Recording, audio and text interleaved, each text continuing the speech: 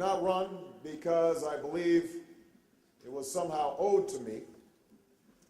I chose to run in this election, at this moment, because of what Dr. King called the fierce urgency of now.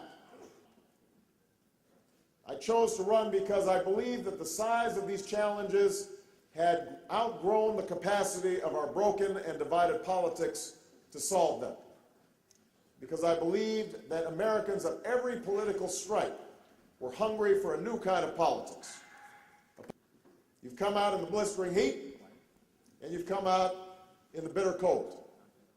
Not just to cheer, but to challenge, to ask the tough questions, to lift the hood and kick the tires.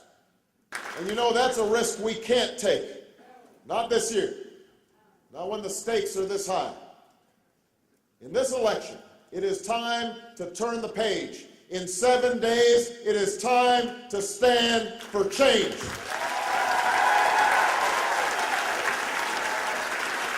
So if you want to know what kind of choices we'll make as president, you should take a look at the choices we made when we had the chance to bring about change that wasn't easy and wasn't convenient. That's the kind of change that's more than just rhetoric. That's change you can believe in. It's change that won't just come from more anger at Washington or turning up the heat on Republicans. There's no shortage of anger and bluster and bitter partisanship out there. We don't need more heat. We need more light. In the end, the argument that's going on between the candidates in the last 7 days isn't just about the meaning of change, it's about the meaning of hope. Some of my opponents appear scornful of the word. They think it speaks of naivete, passivity, and wishful thinking. But that's not what hope is. Hope is not blind optimism. It's not ignoring the enormity of the task before us or the roadblocks that stand in our path.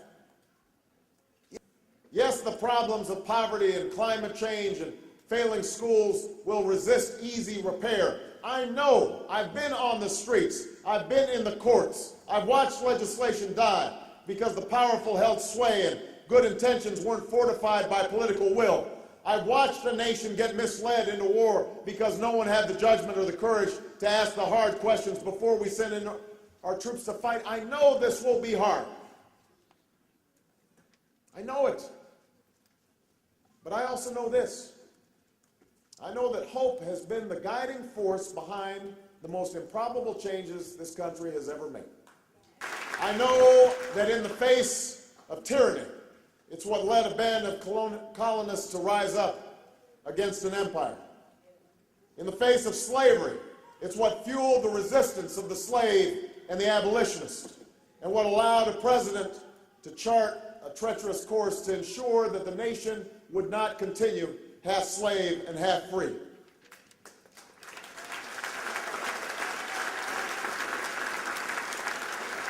In the face of war and oppression, it's what led the greatest of generations to free a continent and heal a nation.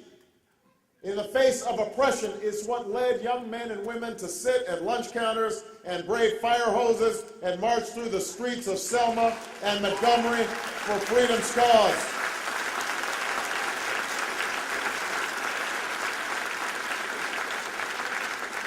That's the power of hope, to imagine and then work for what had seemed impossible before.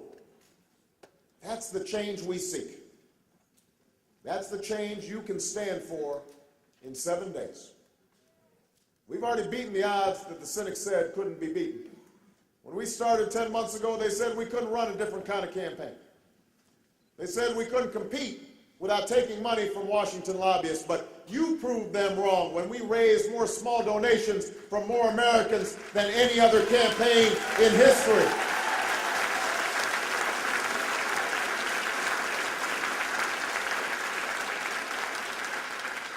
They said we couldn't be successful if we didn't have the full support of the Washington establishment. Hey, buddy.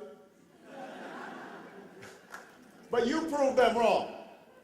When we built a grassroots movement that could forever change the face of American politics.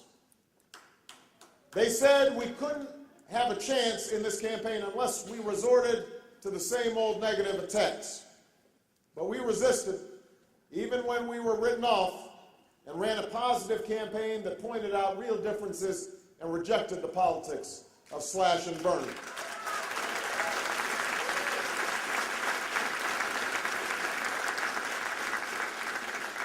And now, in 7 days, you have a chance once again to prove the cynics wrong.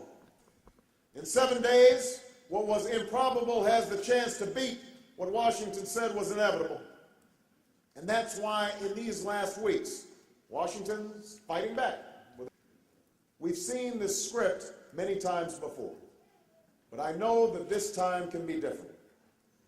Because I know that when the American people believe in something, it happens.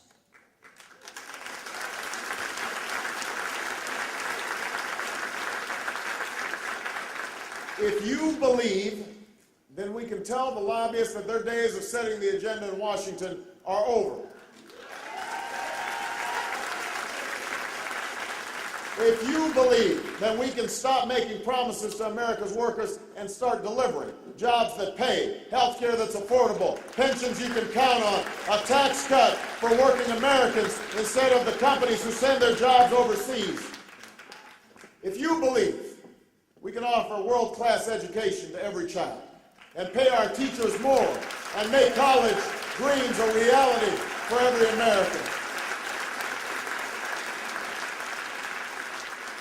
If you believe we can save this planet and end our dependence on foreign oil.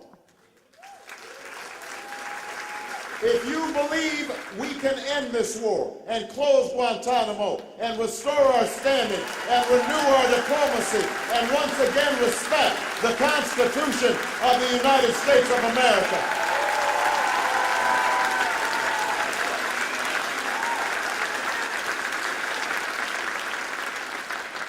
That's the future within our reach. That's what hope is. That thing inside us that insists, despite all evidence to the contrary, that something better is waiting for us around the corner. But only if we're willing to work for it and fight for it, to shed our fears and our doubts and our cynicism, to glory in the task before us of remaking this country block by block, precinct by precinct, county by county, state by state. There is a moment in the life of every generation when, if we are to make our mark on history, this spirit must break through. This is the moment. This is our time. And if you will stand with me in 7 days, if you will stand for change so that our children have the same chance that somebody gave us, if you'll stand to keep the American dream alive for those who still hunger for opportunity and still thirst for justice, if you are ready to stop settling for what the cynics tell you you must accept and finally reach for what you know is possible, then we will win this caucus, we will win this election, we will change the course of history, and the real journey to heal the nation and repair the world will have truly begun. Thank you, Iowa. Thank you, Vermont. Let's go get them. Thank you.